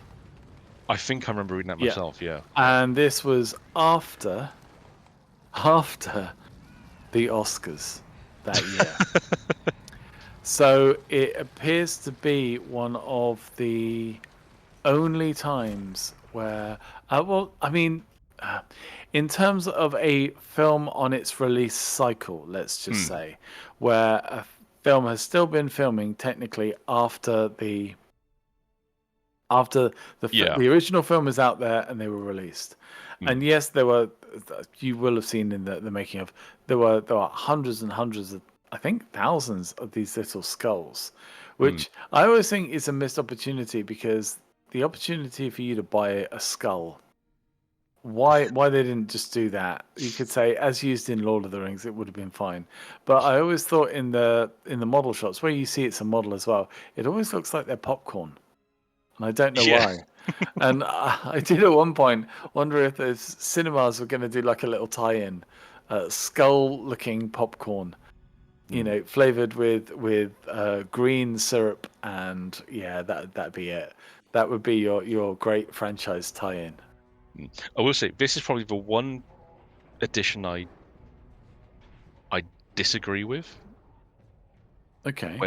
where they add in the King of the Undead coming through and saying we will fight. If it had gone instead, if we just had that cut with Aragorn on his knees, kind of uncertain, because it kind of undercuts what comes later. I don't know. I Uh, like it. I like mm, it. I like I'll admit, the I kind of swing back and forth sometimes in that one, but it, I think mm, having show because the thing is the Vigo does such a good job with the despair yeah, yeah, that that then you kind of think that everything is almost like if you didn't have the ghost turn up, it would cause problems because you'd be like, well, that's mm, screwed. And yeah, then when they turn up, it is a shock. I kind of like though the fact that when the boats turn up and you see the three leads, mm, it's the one time as well where there is genuine like from all three, even even Aragorn, there's an element of cockiness because they're there like, is, right, yeah, let's do it. Let's get ready. yeah. We're gonna mess you guys up. Yeah. That's when your rolls are all good and Mm, nobody can beat you. Oh, yeah. What a weird time for a king. mm. It's I is it's it the guy behind him, by the way, that then goes over to the pirates? yes, yeah. Okay. Which is it's kind of funny how they just they made a point of giving us two distinctive orcs, and Mm. then they thought, well, we need one over here at this point, so yeah, we'll just split them up with no explanation this time. The orcs almost feel like the Night Lords Mm, using the heads of the people that they've killed as ammunition. yeah, That's a very Night Lords thing. mm, it is. Yeah, and it sums up kind of the fact that these are a very particular brand of orc because it's not the sort of thing you could consider the Urukai doing because it doesn't stick to they're much more blunt force. Mm. This is proper strategy, and it's also telling that this is such a bigger battle going on than Helm's Deep, Oh, it's massive. and that shot does wonders to establish it because Helm's Deep was like 10,000 Urukai Yeah, versus Helm's Deep was a few hundred at most. This is hundreds of thousands of orcs. It's yeah, legions of them, and it's and they're throwing just huge pieces of masonry. I mean, I'm sorry, this is the one problem with the design of this city. If you mm, trash a tower on the top layer, surely it's going to fall down and just like take every other layer below it. it's just yeah. I always Yeah. wondered. I always wondered if by now the lower levels are just getting inundated with rubble. Well, the thing is, But I don't think they ever expected the city to be under siege like this. oh yeah. What also is kind of But this is the way my head headcanon works. Is yeah, the it actually works in its favor because if you have rubble blocking the streets, then the attackers can't get in. It yeah, basically forms a secondary defense made hmm, up of the pieces of the city that had already been, you know, had already been destroyed. And yeah, they do have some nice moments here with the like the catapults and like the city throwing bits of itself. Like, yeah. oh, my roof has been damaged. I'll get that fixed. Oh no, sorry, we need the roof. Why? We're gonna fling it at the enemy. Oh, okay. If we Hmm. survive, you can go out into the field, see if you can find your piece of stone, bring it back, and we'll see if we can rebuild. It's like, wow, what a way to go. Yeah. It it's also so weird this fight as well because it is on such a scale, but it's also not the sort of I'm falling over words. I think because of how it's set up in the book, Mm. and that they've had to fight. They were supposed to have fought through the Pelennor Wall to start with to get to the field. Yeah, There's always supposed to be this feeling that the Orc army has been bloodied at this point. They yeah. haven't had it all their own way, and this feels like they've just because they've Walked had up. because they've had Imrahil leading the defense for most of this time and sallying forth with his knights, and reinforcements of fiefdom warriors coming fairly regularly, and it's been a fairly no one's got into the city ever really. Mm. But it kind of feels a little too clean how the orcs have assembled in this way. I mean, it's great at showing how Denethor has fumbled things Yeah, to the point where the orcs can literally march an army of this size up to the gates of Minas Tirith. But it does make you stop in a moment and have to think, wait, what? Great use of the Nazgul, though, yeah. but adding dive bombers to a medieval warfare siege is kind of it's not something we ever see, to be honest. Even in where there's dragons involved in settings, it's very rare to see illustrated so devastatingly. Mm. And it's we saw orcs obviously in the first movie. They were very Mm, much showcased. Here, they're moving machinery and they're doing stuff in the background, and mm, it's not really until the sort of towards the end of the film where we see an orc used in its pure terrifying state again. yeah, yeah, But yeah, it just shows you just how huge the armies are here. mm, And of course, again, there's this classic sense of ebb and flow. There are small victories for the good guys, mm, and then something bad happens, and like you've got this small battering ram, but the big yeah. challenge is coming, and yeah, all Mm. sorts. The funny thing is, it's oddly the Siege of Minas Tirith isn't the fantasy siege I most want to see, or have ever most wanted to see adapted onto screen in any form. Okay, which one? Have you ever read Legend by David Gemmell? Oh, a very long time ago. Yeah, the Siege of Dros Dalnok. Hmm. Because that, if anyone's not read Legend, it is shown its age. Gemmell wrote it, I think, in the late 80s.